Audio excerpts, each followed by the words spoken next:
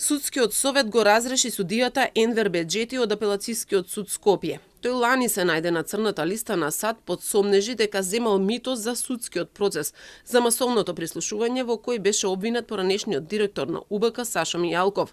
Во образложението на Советот пишува дека е разрешен поради потешка дисциплинска повреда, со што тој е недостоен за функцијата судија.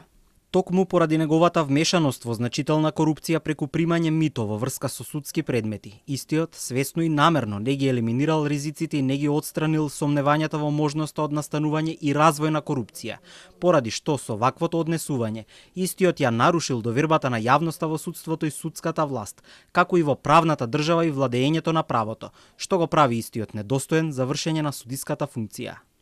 Беџети имал право да се изјасни за овие обвинувања во текот на постапката. Им посочил на членовите на Советот дека соопштение на амбасадата на САД е политички акт, а не е правно издржан документ подкрепен со докази.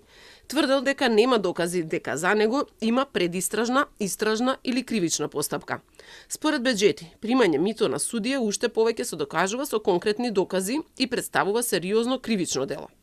Соопштението од Стейт Департментот на Соединетите Американски држави е акт донесен од политичко тело на странска држава и не е акт донесен од судски орган. Самата постапка која е водена од политичкиот орган Стейт Департмент на САД е еднострана постапка без засегнатото лице да е запознато дека против него се води било каква постапка.